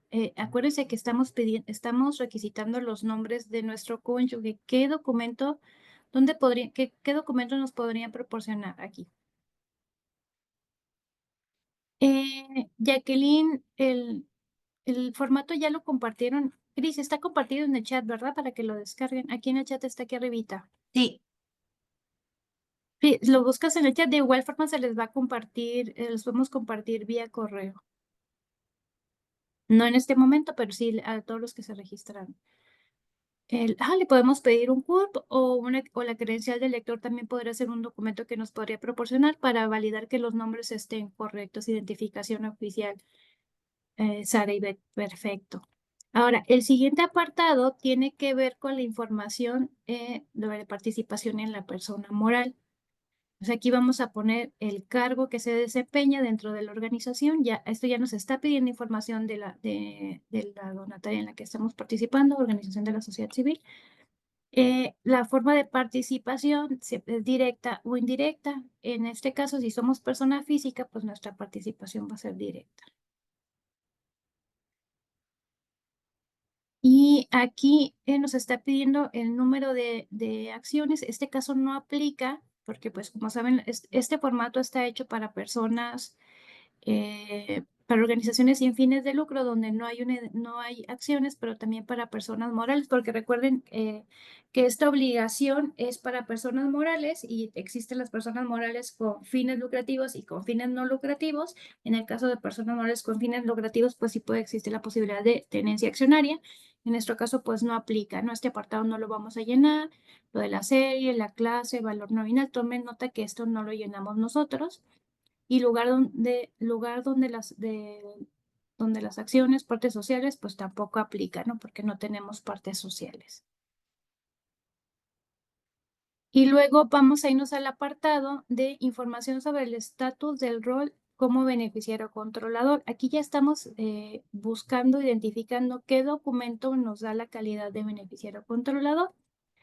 Fecha que se adquirió la condición de beneficiario controlador de la persona moral. Entonces, ¿en qué momento sucedió? Entonces, esto puede ser lo podemos identificar en un acta de asamblea, lo podemos identificar en el acta constitutiva, quizás somos parte de la mesa directiva, entonces en ese momento pues ya tenemos la calidad. Tengo un poder notarial, entonces la fecha de ese poder que me da a mí, me da la posibilidad de actuar a nombre de la organización, pues ya me da la calidad de beneficiario controlador.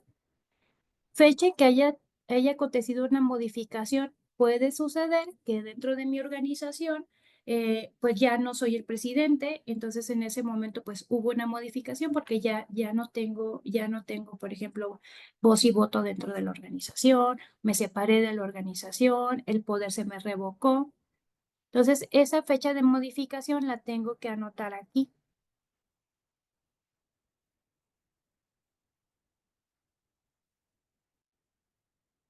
Y aquí le podemos poner, le ponemos el tipo de modificación si ya perdí la calidad. Y luego aquí también tenemos la fecha de terminación de la participación o control de la persona moral. ¿Cuándo dejo de tener la calidad de beneficiario controlado? Anoto la fecha. Aquí es cuándo la obtuve, si hubo alguna modificación, qué tipo de modificación se realizó y cuándo dejo de tener esta calidad, ¿no? Entonces, ¿qué documentos vamos a utilizar para soportar la información que pongamos en este apartado?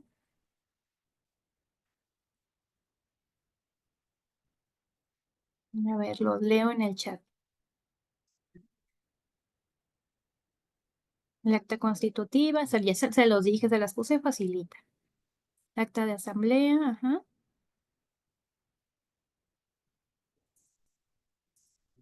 Ahí les faltaron también los poderes, ¿no? Que pudiéramos celebrar. Entonces, aquí es súper, súper importante que hagamos un ejercicio de esos poderes. A ver, tenemos una preguntita de Laura Bolaños. ¿Nos podrían enviar el fundamento de esto? ¿Cuándo le solicitamos al donador esta información? No, nos lo piden. Gracias. En el chat estuve poniendo algunos artículos. También miramos al principio de la presentación cuál era como el marco de esta obligación. Pues es importante mencionar los artículos. Ahorita se los voy a mencionar, pero recuerden que pueden volver a ver esta grabación. Tenemos que es el artículo 32B ter y 32B quater y 32B quinques del Código Fiscal de la Federación, que es donde se habla de esta obligación. En el artículo 84M y 84M del Código Fiscal se establecen las infracciones, que es importante que lo conozcan nuestros beneficiarios controladores para que sepan qué implica el no cumplir con esta obligación. En la fracción 13 del artículo 42 del Código Fiscal de la Federación se establecen las facultades de las autoridades hacendarias de realizar revisiones de gabinete dirigidas a la materia de beneficiario controlador, ¿no? Entonces es importante tener esto en cuenta. Y la regla 2141 de resolución miscelánea, más las que mencionó Angélica al principio, ¿no? Que recuerden que tenemos que volver a ver la grabación para tomar estos artículos. Yo siempre les sugiero que cuando requieran la información hagan un escrito donde fundamenten la obligación y las sanciones por incumplimiento de esta, para que esté consciente el beneficiario controlador de las implicaciones de no proporcionar la información o proporcionar información inexacta. Tenemos también aquí, tenemos a Lionel, dice, como donataria le debo de pedir toda esta documentación e información a los donantes que, que identifique que tienen su organización beneficiario controlador. No, Leonardo, aquí lo que estamos haciendo es identificar internamente en nuestra organización quién es nuestro beneficiario controlador, quiénes son aquellos que tienen poder de decisión de la organización. Entonces, no, lo que tú te estás mencionando con relación a los donantes tiene que ver en beneficiario controlador en tema de PLD. Por eso lo quisimos separar en dos sesiones para que viéramos la diferencia. Ahorita esta es obligación de integrar el expediente de beneficiario controlador como parte integral de nuestra contabilidad. Entonces, no sé si con esto queda esto aclarado, Leonardo. No se me confundan, por favor, son obligaciones diferentes. Digo, muy parecidas, pero acuérdense siempre, cuando hablamos de obligación de beneficiario controlador del Código Fiscal, estamos hablando siempre dentro de nuestra organización. Cuando hablamos en materia de PLD, estamos preguntando por el beneficiario controlador del donante.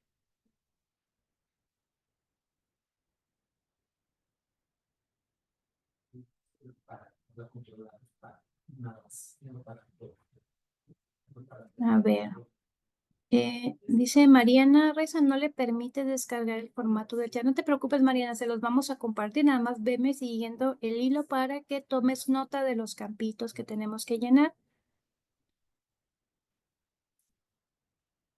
Ok, entonces, bueno, quedamos que aquí vamos a tener los poderes, el acta, todo donde me dé información sobre estos campos. Y información sobre la cadena de titularidad o cadena de control, esto pues se aplica, ¿no? Si hay personas morales que integren la organización, vamos a ir a buscar esas personas físicas. Y aquí vamos a poner el país de creación o constitución, el país de jurisdicción de residencia para efectos fiscales, la clave de RFC o el equivalente de ID fiscal y el domicilio. Y abajito, fíjense qué padre, vamos a tener un listado de documentos que dice que son los que vamos a tener que integrar como dependiendo del tipo de persona. Si estamos hablando de una persona física, pues identificación oficial, comprobante de domicilio, aquí le podemos poner no mayor a 3 meses, la constancia de identificación fiscal actualizada, aquí le podemos poner a qué fecha, constancia del CURP, el acta de nacimiento, el acta de matrimonio de aplicar, la identificación oficial del cónyuge y documentos notariales donde se le concede el cargo. Esos son los documentos que hablábamos para que le da la calidad de beneficiario controlador o le quita la calidad de beneficiario controlador. Anexamos documentos en caso de persona moral, pues acta constitutiva, comprobante de domicilio, constancia de identificación fiscal, opinión de cumplimiento, ¿no? Y al final vamos a firmar el documento.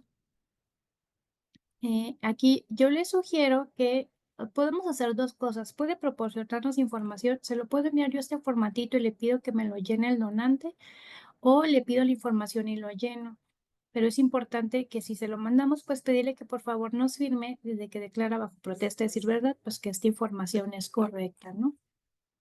De todas maneras, si nos hace llegar esta información y al momento de que cotejamos con los documentos encontramos errores, pues sí notificarle que está llenado de manera incorrecta, porque acuérdense las multas que tenemos por la imprecisión de la información.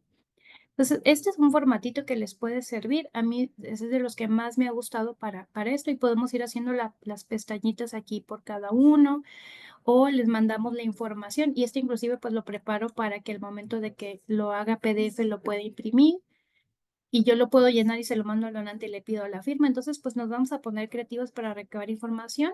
Recuerden que vamos a entregar siempre el expediente de documentación que nos va a solicitar la autoridad para corroborar, ¿no? Entonces, podemos hacerlo por pestañas, podemos mandarle y recabo los PDFs de cada uno.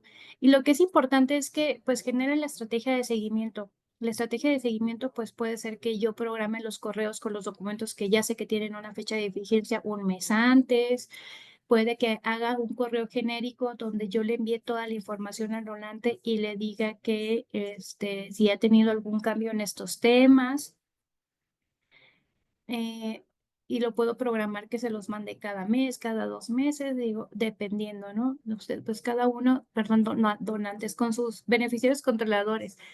Es importante que pues determinemos cuál va a ser nuestra estrategia y sobre eso hagamos un pequeño manualito donde describamos cuál va a ser nuestro seguimiento. Y esto también es importante porque recuerden que todo manual o procedimiento, la función que tiene es que si yo el día de hoy no estoy en la organización, la otra persona que llegue pueda continuar con este proceso de la misma manera que ya se venía haciendo, ¿no? Entonces le dé continuidad. Entonces, esto nos ayuda mucho para tener ese seguimiento.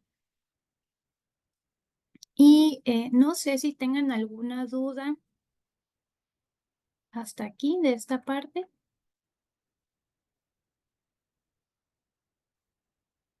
No hay preguntas, ¿verdad? No tenemos preguntitas hasta aquí. Voy a compartirles también un documento. Denme la oportunidad de cambiar de pantalla. Pues ya tienen aquí una super guía.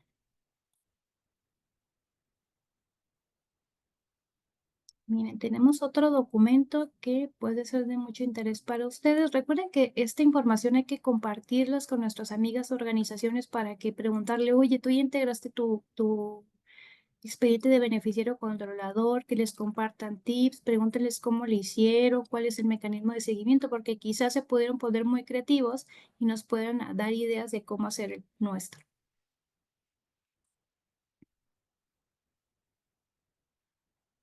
Miren, les voy a compartir otro que tengo aquí. Este sí tengo, es decir, les tendré que transferir, pero también les puedo servir.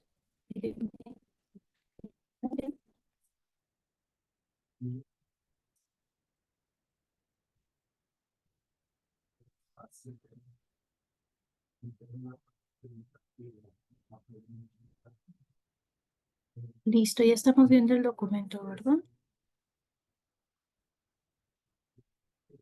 Un segundito. ¿Me confirma si ya están viendo el documento? Sí, aunque se Ya, ve ¿verdad? al revés. A ver, déjame ver si lo puedo voltear por aquí. Ahí está, listo, ahora sí lo estamos viendo. Este es otro No, formatito que por ahí me compartieron en alguna ocasión. ¿No lo miran? o sea, Ya lo que roté. vemos es la mitad de tu folder y la otra mitad del documento, pero no está en el sentido A correcto. ver, ahí. Ya, ahora sí ya. Ok, va. Bueno, este documento, le digo que también me lo compartió una organización, pues es otra forma de integrar, ¿no? Este lo puedes hacer en papel, se lo compartes a tu beneficiario controlador. Y si se fijan, pues es prácticamente el nombre, aquí le ponen la regla a la que se está pegando la solicitud de información, el alias, fecha de nacimiento, el sexo, país de origen, país de nacionalidad, el cuerpo su equivalente, país o jurisdicción de residencia para efectos fiscales, tipo y número de clave de identificación oficial, tipo de identificación, autoridad que la emite, se fijan en lo mismo. Número de identificación, clave del RFC o número de identificación fiscal o su equivalente, el estado civil, aquí él se marca uno, si está soltero, unión libre, casado. Creo que al otro formulario le falta meter, como ampliar, digo, si no lo tiene, pues se lo pueden redactar. ¿Bajo qué régimen? El nombre del cónyuge, concubina o concubinario, datos de identificación oficial, datos de identificación oficial del cónyuge. Decían bueno, trae este apartadito que el otro no trae. El otro, pues al final lo van a tener en Excel y le pueden hacer las mejoras que consideren, siempre para que puedan cumplir con esta obligación.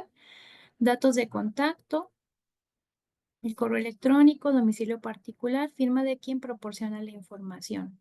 Y este es un pedacito que se viene en blanco. Entonces aquí tienen otra opción que pueden utilizarla también para ajustar el otro formato, de tal manera pues que podamos cumplir con esta obligación. Ahora voy a compartirles otro documento que también les vamos a proporcionar.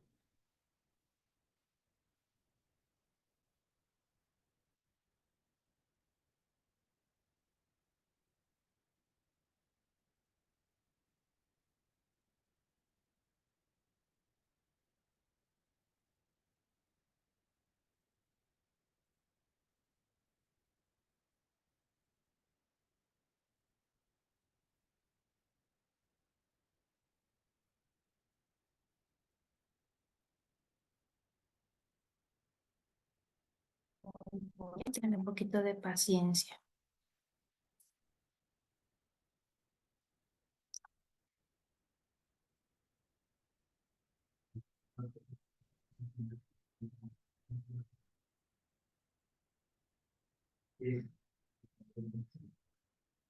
Listo, ¿me confirman si ya están viendo este pequeño manual? Ya. Ya, ok. Este manual pues es de Apple, y no sé si conozcan por ahí a Apple, si esta organización, ya algunos de ustedes ya se haya acercado con ellos.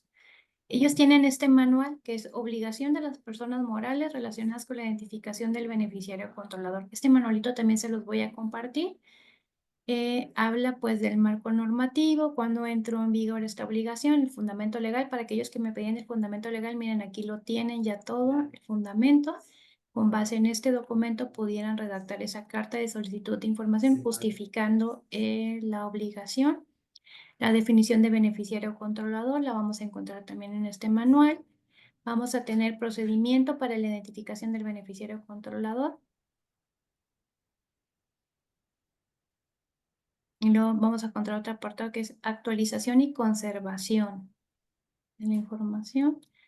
Aquí lo que hacía mucho énfasis la ponente anterior, pues era que también nos apegáramos al aviso de privacidad. Aquellas organizaciones que al día de hoy no tengan un aviso de privacidad, es importante que lo generemos porque al momento de recabar información y especificarle al beneficiario controlador qué hacemos con esta información, creo que les damos un poquito más de tranquilidad. Entonces también podría ser eso cuando el beneficiario controlador de su organización se ponga rudo, no quiera presentar información, pues pueden hacer énfasis que cuentan con un aviso de privacidad para el uso de sus datos, ¿no? Que eso es lo que les da a ellos, pues, mucho pendiente, ya que son información, como vieron, demasiado sensible, la que tenemos que requisitar. Pues ahí viene aquí el requerimiento del SAT, cuánto tiempo tenemos, que tenemos dentro de los 15 días hábiles siguientes a la fecha que se efectuó la notificación y que podemos solicitar prórroga 10 días hábiles antes del vencimiento. Las multas por incumplimiento, siempre es importante que hagamos énfasis en estas multas, porque díganme qué organización de las que está aquí conectadas al día de hoy me podría decir que sin problema podría pagar la más bajita, que son 500,000 pesos. Que dice, no me duele si la pago sin problema, ¿no?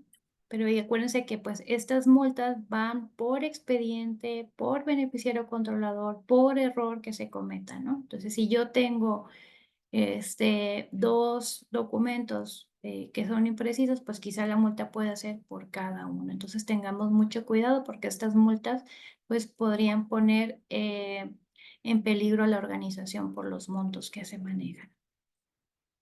Información que se debe solicitar al beneficiario controlador. También aquí volvemos a encontrar todo el listado de los documentos que tenemos que solicitar.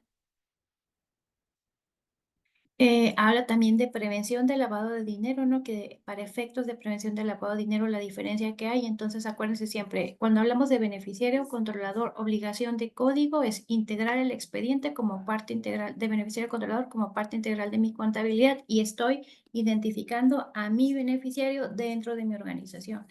Prevención del lavado de dinero, estoy haciendo la identificación del beneficiario controlador del donante.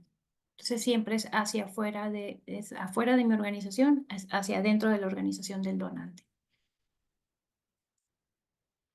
Aquí habla de la organización habla de obligación de beneficiario controlador de PLD, las diferencias que hay en cada uno de ellos. Miren, aquí podemos encontrar una tablita. Entonces, si se fijan, este documento, pues prácticamente les va a servir para argumentarle a sus beneficiarios controladores el tema de la obligación. No sé si hasta aquí tengan alguna pregunta. Sí, hay una ¿Cómo pregunta. vamos? Dice, ¿este formato aplica Ajá. para todos los asociados de la organización o sería únicamente para el consejo y quienes tengan poder? Son los que tengan poderes y que tengan voz y voto. Todo aquel que tenga decisión en la organización tiene que integrar este expediente. Y recuerden, esto es para todas las personas, morales y nos incluye, porque algo que he escuchado muy comúnmente es que me dicen, oye, Ivonne, fíjate que yo no tengo donativos que lleguen a los umbrales de identificación y aviso de materia de prevención del lavado de dinero, por lo tanto esta obligación no me aplica, ¿no? Al día de hoy, con esta sesión que tuvimos, volvemos a reafirmar que esta obligación es para todas las personas morales. Por lo tanto, mi organización de la sociedad civil, si es donataria o no es donataria, tiene que cumplir con esta obligación. Y tengo otro documento que les voy a compartir aquí. La verdad es que no les sabría decir de dónde obtuve este documento, pero está en mis documentos relacionados de beneficiario controlador, pero ahorita lo vamos a revisar rapidito. Que abre el documento y les comparto pantalla.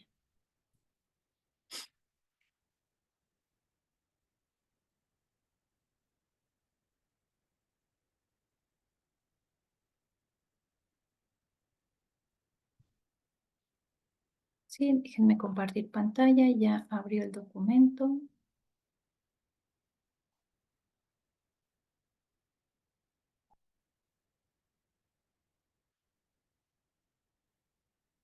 Ok, miren, aquí tenemos un documento que se llama Beneficiario Controlador, Identificación para Efectos Fiscales, Metodología. Este se los voy a compartir también. Aquí habla pues de directa o directamente por medio de otra o cualquier otro jurídico, directa e indirectamente por forma contingente, tratándose de fideicomisos, y lo anterior se determina en base, y aquí viene el fundamento de la regla de carácter general, que ya nos hizo favor de mencionar.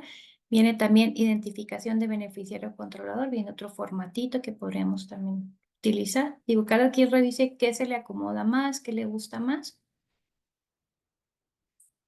Información de la organización moral. Vamos a ver información.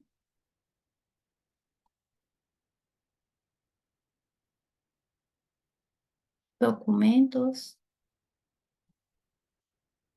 Entonces, este documento también se los voy a incluir en los materiales para que lo tengan.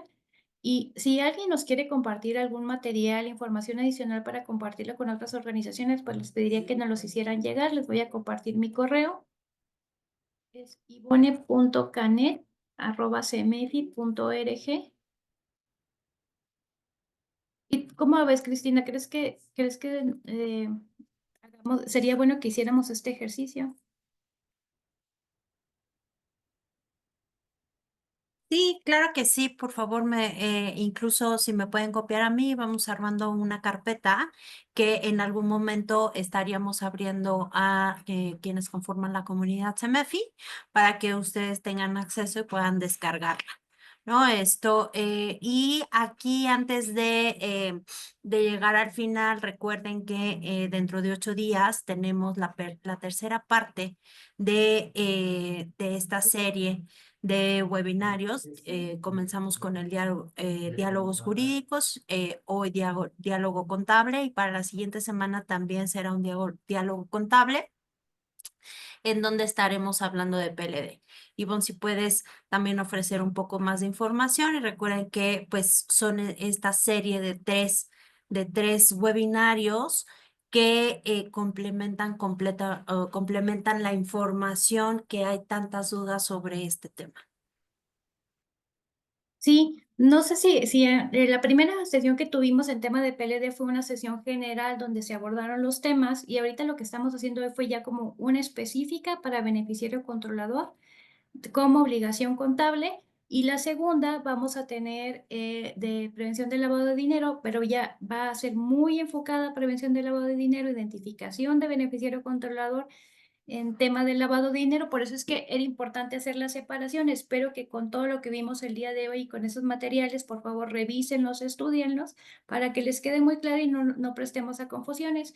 Viene acompañándonos por parte del Colegio de Contadores la vicepresidenta de la Comisión de Prevención del Lavado de Dinero y la coordinadora de capacitación de esa comisión para hablarnos del tema de prevención del lavado de dinero. Es importante que, como lo comentaba Angélica, pues esto es una especialización de tema de prevención del lavado de dinero. Busquemos a contadores que estén capacitados con estos temas para que no cometamos errores, porque como vieron, las multas en estos temas son demasiado altas como para que pongamos en riesgo pues la solvencia de nuestra organización. Entonces, sí busquemos especialistas para apoyarnos en estos temas. Quiero también hacerles un comentario. Acuérdense que Appleseed y Centro Mexicano Pro Bono son dos organizaciones que se dedican al tema de asesoría en temas legales a las organizaciones, aquellas y sin costo. Entonces aprovechen estas organizaciones para que se apoyen a aquellos que tengan dudas, cómo implementar el tema de prevención del lavado de dinero, cómo generar un manual para identificación del beneficiario controlador de mi organización. Estoy haciéndolo bien, tengo dudas de cómo hacer el manual. Contáctenlos a ellos, pueden ellos canalizar, ellos trabajan a través de invitaciones de firmas que hacen trabajo con pro bono con organizaciones, y pueden hacer su solicitud. Una firma toma su caso y los apoya de manera pro bono si es que no tienen a alguien especializado dentro de su organización. Pero siempre acuérdense que es obligación de todos los que integramos organizaciones estar capacitados en estos temas, y siempre invitan a los contadores a estas capacitaciones para que también estén al día con todas las novedades de la sociedad civil. Y claro, no olvidar que también en CEMEFI tenemos orientación legal, solamente que nosotros en general no hacemos o sea, es orientación general, no hacemos gestión ni apoyo en, oye, mira, así tienes que construir tu manual, así tienes, ¿no? O sea, hacemos como una orientación general, aunque sí es específica en el momento en que ustedes dicen, oye, tengo este caso, ¿qué tengo que hacer? Pero digamos, a complementar el manual no sería ese el acompañamiento que les damos. Aquí tenemos una última pregunta. Dice Clarisa Almada, me gustaría solicitar su apoyo en aclararme una duda. En el acta constitutiva se establece poder a 2 representantes legales y también viene un consejo directivo. ¿De todos ellos se debe hacer identificaciones? Cris, yo creo que ese caso en particular, si se lo canalizamos a Juan para que haga la revisión del acta constitutiva, le puedo dar orientación como más precisa. Claro, esto solamente recordar que este es un beneficio para quienes conforman la comunidad CEMEFI, así que Clarisa, si conformas, si eres de una organización que conforma la comunidad CEMEFI, con mucho gusto podemos canalizarte con el área legal. Me puedes escribir, mi correo es cristina.ruiz@cemefi.org. De todas maneras, aquí les dejo mis datos. Pues no sé si hay alguna otra pregunta, Cris, por ahí que se nos vaya. Acuérdense que los que no pudieron descargar el documento se los vamos a hacer llegar. Todos los documentos Aquí que les habla. compartí ahorita. ¿Sabes qué? Que esta no sé si tú tengas la respuesta. Habla, o cuando se hablaban de actas de asamblea y Para reuniones la de identificación. consejo, preguntaban si deben de ser documentos protocolizados. Sí, acuérdense que para entregar un poder notarial, pues obviamente tiene que ser un documento protocolizado. Para hacer cambios y que tengan efectos, tienen que estar protocolizados. Muy bien, pues yo creo que por el momento es todo. Pues gracias, Cris, por organizar este espacio. Gracias a nuestros intérpretes que nos acompañaron en esta sesión. Creo que es algo pues que nos hace más, pues la posibilidad de llegar a más organizaciones que necesiten esta interpretación. Y ojalá puedan seguirnos acompañando en las siguientes sesiones. No se pierdan los temas que les preparó Cristina, están muy interesantes, cada uno de ellos. Por favor, no dejen de asistir. Si ustedes no pueden asistir, inviten a alguien más de su organización a que se conecte para que estemos al día con nuestras organizaciones. Sí, tenemos la próxima semana en jueves también, el 20 de febrero, tenemos la tercera parte de esta serie de webinarios y después el 27 de febrero, que también es jueves, tenemos el foro legal. Y en este foro lo que vamos a tratar son los cambios en la miscelánea fiscal 2025 que aplican a las organizaciones de la sociedad civil. Así que por favor estén pendientes. Recuerden que este mes es muy importante para que ustedes pues todo el año tengan toda esta información al día y que pues no tengan problemas en la gestión de su organización. Así que bueno, pues Ivonne, muchísimas gracias también por el apoyo para la organización de este evento. Gracias a Lorena, gracias a Laura. Y muchísimas gracias a todos ustedes que estuvieron con nosotros en esta sesión. Recuerden que la grabación va a estar disponible a partir de la próxima semana y todo esto lo pueden encontrar en el sitio web de CEMEFI. Incluso también ya los registros, tanto para los foros como para el webinario de la próxima semana, ya están disponibles en nuestro sitio. Así que muchas gracias. Hasta luego.